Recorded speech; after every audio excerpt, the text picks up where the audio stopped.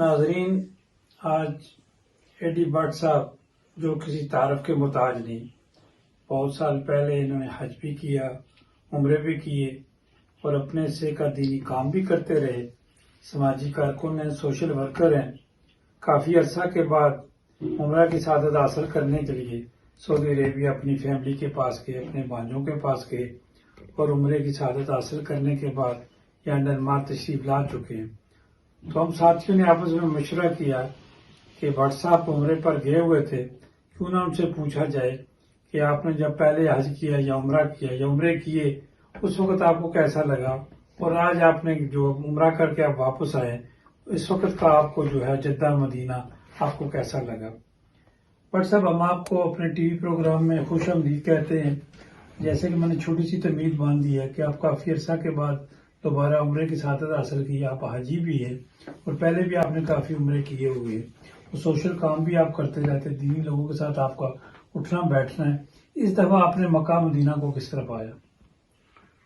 دیکھیے، سب سے پہلے تو میں یہ کلیئر کرنا چاہتا ہوں کہ میں نے 7-8 سال پہلے خدا سے وعدہ کیا تھا، یا اللہ اب میں نہیں آؤں گا، میری ہمت نہیں ہے۔ تو لیکن خدا کو کچھ اور منظور ہوتا ہے۔ میرے وہاں فیملی والے تھے، انہوں نے مجھے ٹکٹ بھی بھیج دی، تو ویزا بھی بھیج دیا، تو پھر مجھے جانا پڑا۔ انہوں نے مجھے اپنے ہاتھوں سے سب کچھ عمرہ بھی کروایا، ساری ریاستیں وغیرہ بھی کروائی ہیں۔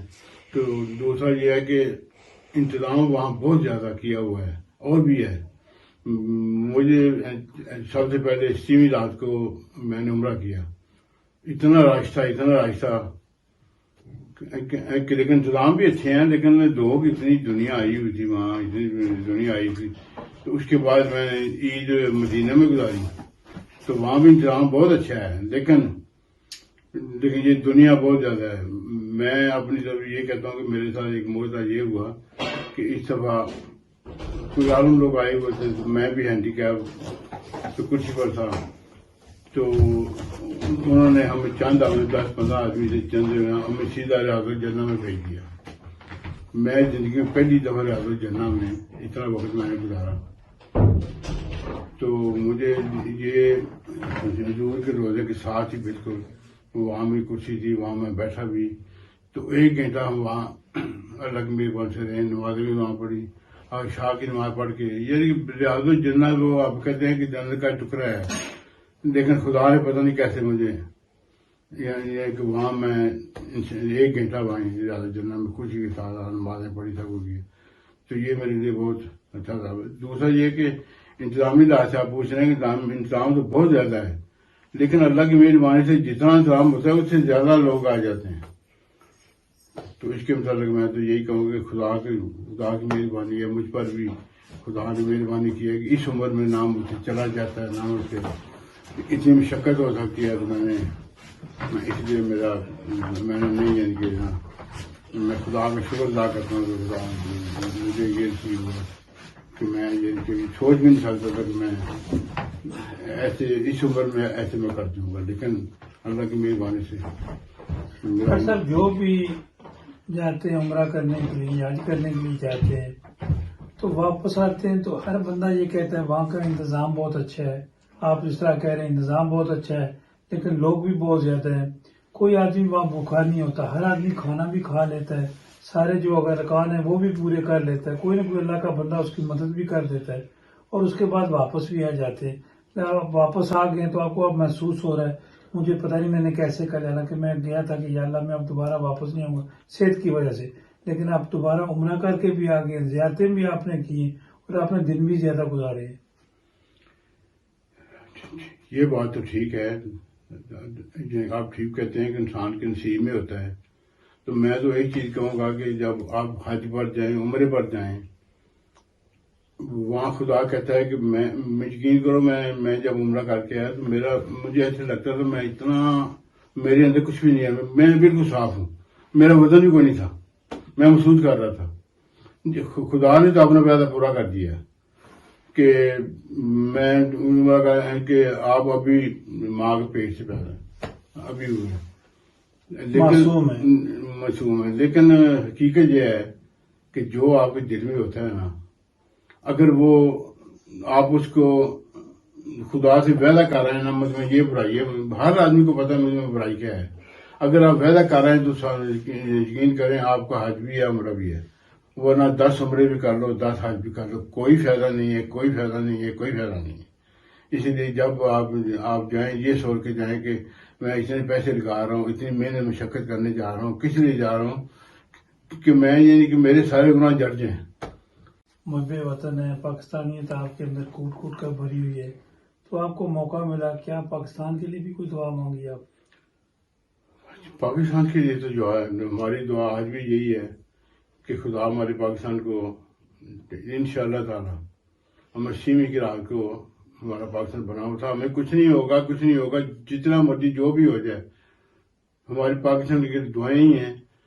تو یہ اگر ہم یہ کہیں کہ یہ ہو جائے گا وہ ہو جائے گا، کچھ بھی نہیں ہوگا پاکستان میں اللہ کی مہربانی سے. ٹھیک ہے، سزائیں مل رہی ہیں جو کر رہے تھے، جنہوں نے کیا ہے یا آگے جو کریں گے ان کو سزائیں ملے گی. میرے پاکستان کو کچھ نہیں ہوگا اللہ کی مہربانی سے. میں خدا کی قسم کر کے کہتا ہوں، میں عمرہ کر کے بھی میں نے خدا سے یہی دعا کی، یا اللہ میرے پاکستان کو کچھ نہیں ہوگا. میرا آج بھی میرے پاکستان کو کچھ نہیں ہوگا انشاءاللہ تعالی. ہم ایسی قوم ہیں، انشاءاللہ کامیابی ہوگی ہمیں. میرے پاکستان کو کچھ نہیں ہوگا، جو مرضی کر دیں. دیکھو میرا خیال ہے دنیا میں آپ دیکھیں کہ جتنا پیسہ ہمارے پاس تھا، جتنا ہمیں لوٹا گیا، پاکستان پاؤں پہ کھڑا ہے، تو اب پاکستان چل رہا ہے، انشاءاللہ تعالی چلتا رہے گا. یہ سزائیں مل رہی ہیں ہمیں، یہ جو ہو رہا ہے وہ ہماری اپنی سزائیں ہیں. تو اس لیے میں پاکستان کے لیے دعا یہی ہے کہ انشاءاللہ تعالی کچھ نہیں ہوگا ہمیں. صاحب آپ چونکہ تھکے ہوئے ہیں، ابھی حال ہی میں آپ تشریف لائے ہیں، پر صاحب پاکستان میں تو بہت زیادہ مہنگائی ہے، تو آپ جدہ بھی رہے، مدینہ شریف بھی گئے، تو آپ نے مہنگائی کو کس طرح دیکھا؟ دیکھو مہنگائی تو دیکھو مجھے کیا محسوس ہونا تھا، میں نے تو سب کچھ وہی کر رہے ہیں، لیکن ہر بندہ یہ ہوتا ہے کہ مہنگائی بہت ہے، بہت ہے، بہت ہے مہنگائی.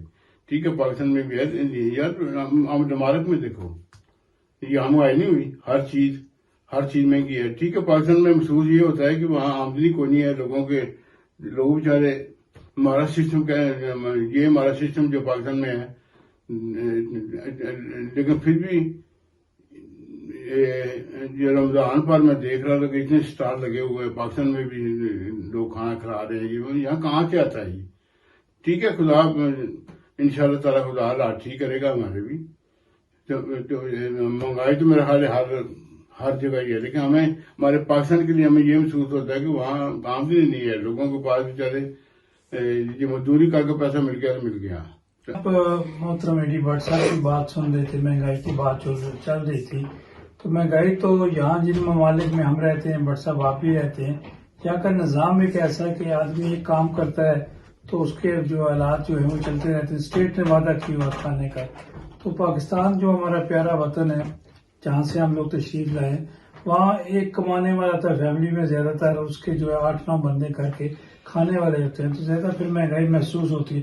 یہاں ہر بندہ اپنا جو ہے، ہر بندہ کھانے کا ذمہ دار ہے، اسٹیٹ آپ کو دیتی ہے. میرے خیال ہے پاکستان میں مہنگائی اس لیے زیادہ ہے کہ گھر کے 10 آدمی ہیں تو 10 کام کرے تو پھر وہاں بھی کوئی مہنگائی نہیں ہے. اگر ایک آدمی کمانے والا ہے تو اس کے لیے بڑا سا مشکل ہو جاتا ہے.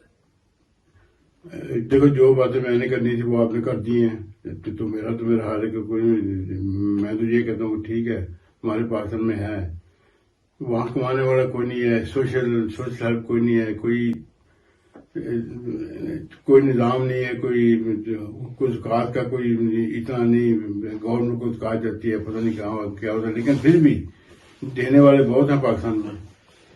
تو انشاءاللہ تعالیٰ ہماری دعا یہ ہے پاکستان میں انشاءاللہ تعالیٰ ترقی کرے گا. صاحب آپ نے وہاں دعائیں کی، انشاءاللہ پاکستان ہمارے پیارے وطن کو، ہماری پاک فوج کو کچھ نہیں ہوگا. دشمن جو ہے وہ اپنی باتیں کرتا رہتا ہے، لیکن یہ دنیا ہے، دنیا میں رہنا ہے، دنیا کے ساتھ چلنا ہے. بٹ صاحب آپ کا بہت شکریہ، آپ نے ہمیں قیمتی ٹائم اپنا دیا. بڑی مہربانی آپ کی، آپ نے مجھے عزت دی ہے. بس یہ تھے محترم ایڈی بٹ صاحب جو کہ تشریف لائے تھے عمرہ کی سعادت حاصل کر کے، تو ہم نے ان کے قیمتی ٹائم سے ان سے وقت مانگا، انہوں نے دے دیا. کیونکہ اگلے پروگرام کی طرف بڑھتے ہیں، ہم چلتے ہیں سلطان کے پاس.